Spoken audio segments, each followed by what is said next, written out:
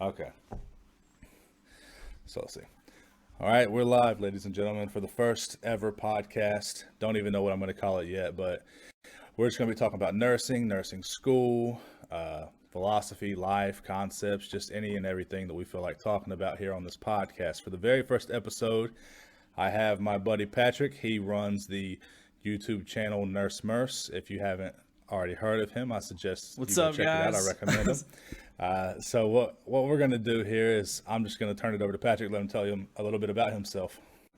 Well, basically, I mean, hopefully you guys have seen me up on Nurse Bass's page before, but I like making nursing videos, like being part of this community. There's just a lot of things going on, and that's pretty much it, I guess. Yeah. He's being a little modest. He does a lot of really good things over on his channel. You know, a lot of helpful videos for nursing students and nurses alike. Sorry, I ain't got a text coming in. But yeah, so what we kind of wanted to talk about today, just some various topics. Men in nursing. So what has your experience been like in nursing school as a male? I think there's definitely like a lot of pros and cons. More pros than cons, though.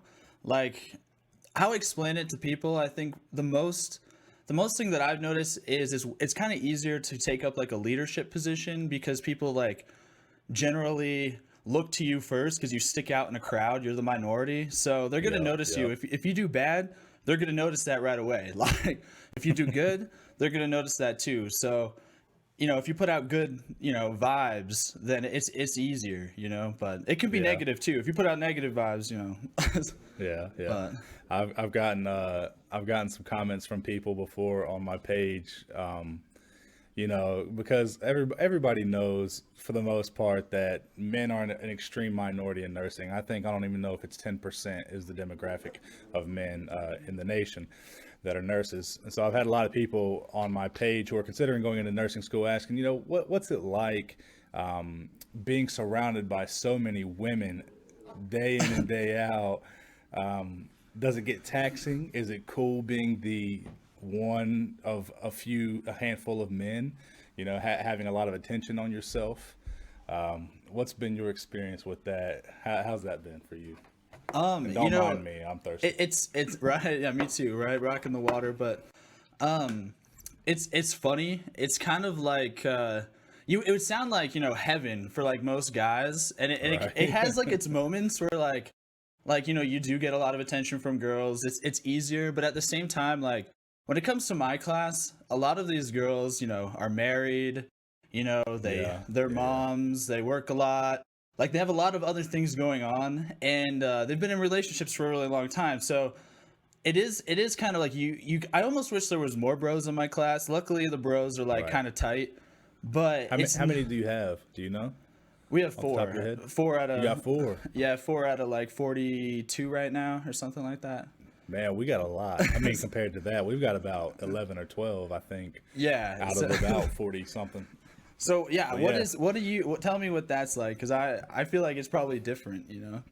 It's a little different. And actually, we had our instructors talk to us about this is like one of the first classes that have had this amount of men in the class. It's kind of cool, you're not necessarily as much estrogen floating around, but I don't know. It's cool to have a couple of guys to hang out with, study with, somebody that you have a little bit more in common with, perhaps. But actually, going back to the whole how men are such a minority, I was actually talking with one of the people who I am going to be working with now. I just got a new job, and they were saying that we've had a pretty large influx of men being hired at all various positions, nurses, CNAs, whatever. And it's been a nice change of pace. And this was a woman that I was speaking with.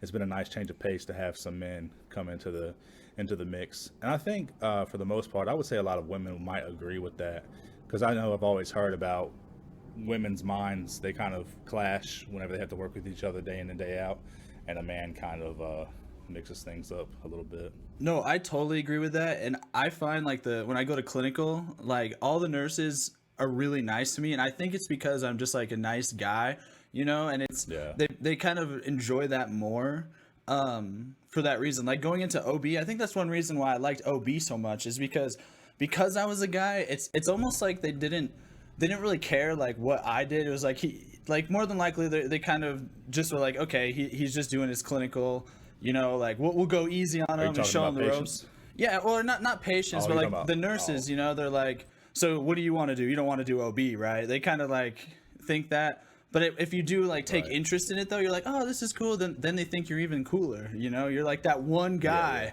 like that comes through. But I don't know. But Was it nerve-wracking or awkward in OB dealing with women, pregnant women, things of that you know nature? what, man? I watched your video, like that OB clinical one, and I remember you saying, I Yeah. think I wrote a comment, and I was like, you were saying it was kind of awkward. Maybe it could be awkward. The guy and the husband in the room, right? And Right. so I paid attention to that stuff, and I do kind of remember like going into a room specifically. I got to like take out staples, out of like her C-section incision, Did and you? I did. I was like super That's freaking super awesome, stoked, dude. right? Super excited. Yeah. But she was like a really good-looking lady, and and her husband was like 6'3", like in the room standing Oh, there, yeah, yeah. and I could feel like it wasn't awkward Your ever. hands are just shaking. Right, yeah, it's the first time that I've done it, and of course she asked me, she's like, have you done this before? And I should have lied, man. I should have lied. I said that I haven't, and I was like, oh, I haven't, come but it's cool. Like I've done things like this. Like don't worry tried to about it. brush it off. Right. But what I ended up doing is I made a joke. I was like, yeah, I can't remember what I said. I was like, oh, don't worry, I'll be, as careful as can be. Your husband's pretty, like, a lot bigger than me or something. So I don't want to piss him off. So like, Try to break the ice. yeah, yeah. And after that, Yeah, like, yeah. you could tell, like, they were way more comfortable, like, because I kind of like gave him the man status for a couple minutes or whatever. But Yeah, I remember speaking with, I think it was either my conversation or your conversation with John Hoss, where we were talking about, I mean, just like when you mentioned that, it made me think about it, how you have to have a certain level of confidence whenever you talk to patients and things. And I know it's very difficult a lot of times for us as nursing students to portray that confidence when we're still learning things, doing things for the first time. But I think that probably also really helped you out a lot in that situation, displaying that confidence, kind of trying to be laid back about things and make the patient more comfortable. that is like the key to clinicals. I feel like is one, respecting your nurse, and then just being confident, but not overly confident, but Yeah, yeah. That's when mistakes happen. yeah. You go in there, you're too confident about giving an IM injection or something, and you forget to clean with, to Right. prep beforehand or something like that. Right. So, I just noticed, I was looking down at my phone. Do you know who Sean Dent is? Yeah, He of has course his I own know. I podcast know as well? Sean Dent. Yeah. He just went live on Periscope. I need to get up What on do you there, think man. about? I was going to ask you because I know you have one. Do you plan on pursuing that at all? I deleted the app because I was like, I don't think anyone would want to like come up on my Periscope. Like, Did you? but if you do, leave a comment, right? Leave a comment. Right. But Yeah, well, I was wondering about that because I've actually been doing quite a few live Periscopes here lately, and Yeah. I noticed because sometimes I'll go in there and look at at people who watch live and watch my replay viewers, Yeah. and I never see you on there. And so I was like, well, surely if he was still had the app, he would Yeah. be looking. Yeah. So I assumed I was that actually you thinking had about gotten getting it because I saw like you posted on Facebook, and I was like, oh yeah, he's probably still doing those. Because I just deleted. I went through my phone and organized it, deleted the app. But I think Right. it would be fun. Like, it's just I have such a hard time like managing all of these social medias. Like before we went into Yeah. YouTube, man, it's like remember I was like hitting you up. I was like, all right, how do you post a picture to Instagram, man? Like, Right. like it's like I'm learning as I go, and it's like Periscope. we're in our it's like we're in our mid 60s, just trying to get used to a computer or something. Right. Luckily, I think I've gotten the hang of everything except for Twitter. I haven't completely handled the tweet yet, but I've had a Twitter account for a long time, like not just my Nurse Bass one, but previous ones. It's difficult for me to grasp. It's difficult for me to grow on that. But you're right. There's a lot of social media. I mean, you talk about your YouTube. Okay, that's where it all started at, and then maybe we Right. branch out to Facebook, Instagram, Snapchat, Periscope, Twitter. It's a lot to manage, especially as a one-man band. Right. Actually, If you guys at home don't know about video creators, that's somebody that me and Nurse Murse here rely on a lot to learn about different, upcoming techniques and things of that nature to help grow and expand our YouTube channels. I don't know if you saw the one that Tim Schmoyer just dropped about how he grew a team to surround his YouTube channel. I thought about you see that watching one? that, man. I thought about Yeah. it, and I keep looking at you, so I'm trying to look at there. But That's good. I was gonna watch it later, but I don't know. It was it pretty good? Yeah, it's pretty interesting where, like I was just saying how as a one-man band, we have to manage all of these things. And he's just talking about how he was able to grow his YouTube channel to a point where he now has several employees, if you will, that help him manage all that stuff. He said he hired somebody to solely handle his social media. He has somebody who edits his videos. Like, how nice would that be? Where we could just record our content and give it to somebody and they edit all of it together.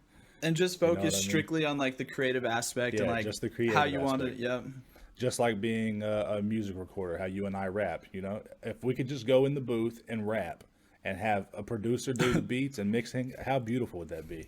It would be awesome, dude. know No, what I mean? we were just kind of just talking about this though. It's like how long it takes to set up for a video sometimes. Yeah. Like how it looks like, it's so easy and it is to a certain extent, but it's like no one realizes like you have to get like the mic in the right spot, like adjust the Right. levels, set the camera correctly. Then something happens, you gotta troubleshoot it.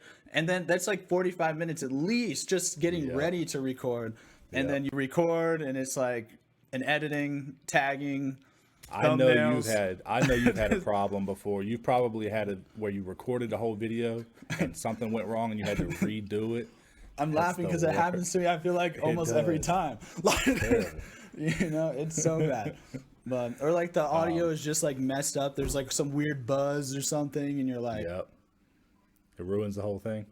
yep. So something I wanted to ask you about, I got this question recently, and I can't remember who it was. It was either on my Facebook or my Instagram account. They wanted to know advice for getting over nervousness in clinicals. Okay, and I thought that was a pretty cool thing. I might do a video separately on that because maybe not everybody will see this podcast. But do you have any Right.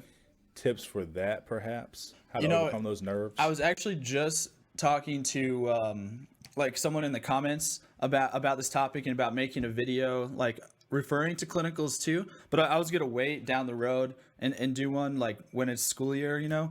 But I think what I do and I feel really comfortable in clinical, is I just go up to my nurse the first time and I just tell them like, hey, this is what I want to learn. This is what I feel a little uncomfortable doing, so I'd really like if we could maybe do this together, but also ask them if you could just follow them, like not just like down the hallway, but like let's say if they do an assessment, then go ahead and do that same assessment. So like OB clinical again, like before the nurse would assess, palpate the fundus, and then I would go in and I would palpate it and ask, and kind of compare my assessment to hers. And then it's a good way because you're learning your assessment skills, you're being active. Your nurse, obviously sees that you're trying, and it's way less anxiety because you're not like standing there like, should I talk to the patient? It just communicating with your nurse and just Right. kind of like following her direction. Being Yeah. very upfront about that is Yep. a very good thing. Yep. You lay it, like you just said, laying it all out right when you first get there. I'm Brad. I'm going to be a student nurse. I'm going to be with you. This is what I want to work on or whatever. I've never started an IV. If I have the opportunity, that would be nice. Putting Right. it all out there. Yeah, that's definitely a good thing. One Yeah, of the things I was that gonna I say, what found. yeah. One of the things that I found, because I dealt with this pretty bad, at least in regards to the patient interaction, and I probably told you about this before. I was very nervous about having to talk to patients, and it was something that really tore me up. I think I talked to you about it. I texted Rachel P. and Ashley Atkins. I hit all of them up for advice about this. One of the things that really helped me out was actually being there, because a lot of times whenever you go into clinic, you're reliant upon your timeliness is reliant upon your classmates getting there on time, your instructor getting there on time, and you doing your morning report with your nurse, your instructor, and everybody. And sometimes that I'm trying to figure out how to articulate that. Sometimes that'll lead to you getting on the floor late. What I found that really helped me is getting on the floor on time and actually being there for report. That's something that really helped me, to be there for report and actually be with the nurse as she introduces herself to the patient. Being there with somebody else, it's like my nurse introduces herself and like, oh yeah, and I'm Brad. I'm gonna be a student nurse. That kind of helped me out. But Yeah, see, in my school, they make sure we're there for report. So, yeah, because you do like a pre-meetup, you're saying? Like, right, yeah, yeah. Yeah, we do that too, but I don't think that we ever misreport. I mean, sometimes we do, but you're right. That's like a pivotal moment, yeah. you know? You gotta be there. Right. Yeah, and our program does too. But there's been occasional times where something will happen, somebody will come late, the instructor might be running behind, and so we get out there a little bit late. But yeah, most times you got to be on your point because you got to be there for report. And but yeah, Yeah, think I that's a liked really big your. concern for That a kind lot of of brings people. it to mind. I liked your tip of I don't. You were saying that try to get report on all the patients since we are talking about report now because Yeah. right now like in our last semester and second semester we were only responsible for one patient, and then Right. towards the end it was two, but you were saying to get report on all your patients, and I would kind of pay attention, but I wouldn't write anything down. But once I heard you say that, it makes so much more sense because one day we're gonna have like 4 or 5 patients. So I've been trying to write down all the information on all the patients, and then also you Right. can kind of help out, follow the nurse to all of them, which I was kind of doing, but that way it kind of almost seems like you're taking care of 4 before you have to. Yeah. And I don't know. I thought that was a good report tactic, man. Yeah, I think that's something pretty important. Not only, I mean, your instructor, or at least mine did. Most instructors will notice that kind of thing, like, hey, this guy or this girl is really taking the initiative. Like, all we're really putting on their shoulders is 1 or 2 patients, but they're going ahead and taking all 5 or 6. You take report on every patient, you write everything down. And another thing that I do whenever I get to meet my nurse is say, my name's Brad, I'm taking care of patient A and B, but I'm willing to help you with anything else that you have on any of your other patients. And if you go ahead and take report on every patient, you have background knowledge on every patient that you might be helping your nurse take care of. So you're really just setting yourself up for success and being more prepared for the 12-hour clinic day. Most definitely. And I think like yeah, picking up on those little things like helping your nurse out, helping your CNAs out, answering that call light, just showing that like, you're there to help, not just learn. Like don't overly help that distracts from your learning, but being that extra man, that's how you get everyone to like you. Patient care is better, and overall your whole experience is. So Right. yeah. What's one thing that you say that you still struggle with as a nursing student, whether it be in the classroom or in the clinic environment? It's IVs, man. They kind of intimidate me Have you still. had the opportunity to I have not had an start one? opportunity to start an IV, sadly. I really wish. I look forward to it, Yeah. but sometimes like I just get worried that like when I'm switching the tubing, I'm gonna like spill it on the floor or something, which isn't a big deal. Oh, Just like little yeah. things like that. Like I don't know if you've seen those this was I remember writing on Ashley Atkins' video because she was talking about how she like made that mistake with the IV, it was some like antibiotic that she was doing where you had to like mix it in the Oh, vial. yeah, yeah, yeah. Yeah, so Right. when she posted that video, I just did one of those in clinicals, and I don't know, when I shook it, it just like it wasn't on all the way, and just like water got like all over my hand or like the drug or whatever. But it wasn't a Oh, big deal. The nurse was right there, and like we just hooked it up. It was fine. But like I just don't. I feel like troubleshooting an IV. It's interesting, but it's also sort of intimidating. So I'm looking forward to like more hands-on experience with IVs in third yeah. semester, and just hoping once that's done, like that anxiety around that, which I think it will be, and then I'll feel like really good. But that's like my one thing to conquer next semester. I think is IVs. But Have you not been able to get a lot of experience with hanging fluids and oh no, piggyback medications I've and hung things like that? fluids. Yeah, I've hung fluids, Yeah. but I don't know. It just feels intimidating for some reason. Like no one would know. Like I hide like my anxiety really well. Like This is my first time doing this, guys. yeah. But even when I told that lady it was my first time, like I wasn't. It was just like, yeah, this is my first time. Like so Right, what? yeah, We're yeah. doing it. Like Right. But yeah, I don't know. That's the one thing that just makes me feel a little nervous, just because I feel like Yeah. it's very serious. Like if you did mess up something with an IV, like it could potentially have like fairly devastating like consequences, Yeah. but Yeah, definitely. No, I understand that. but It's intravenous. I mean, that's one of the biggest things right there. We just got a whole lecture on CAUTIs and CLADIs, or catheter associated urinary tract infections, and then central line associated bloodstream infections. CLABSIs, I think is what it's called. Clabsies, okay.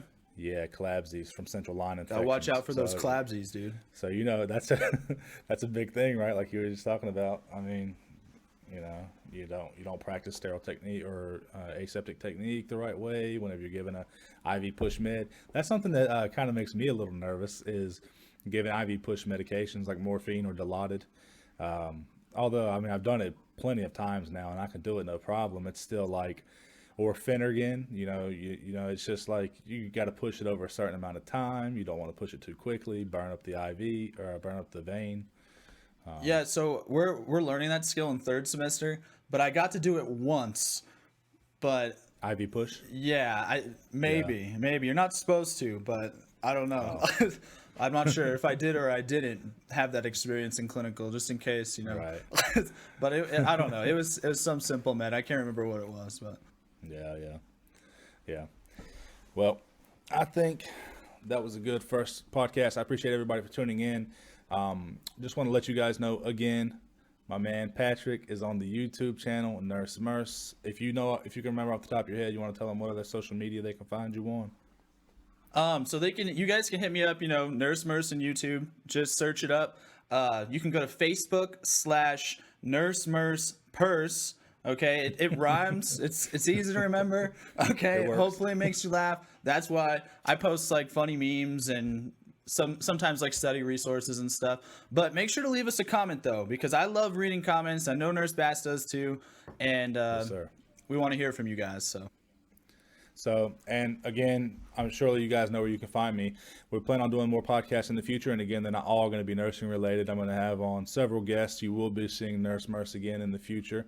But yeah, it's going to be a place where we can just come and talk about anything. Again, life, nursing school, philosophy, whatever, man, whatever we feel like talking about. Appreciate you guys for tuning in, man. Catch you on the next episode.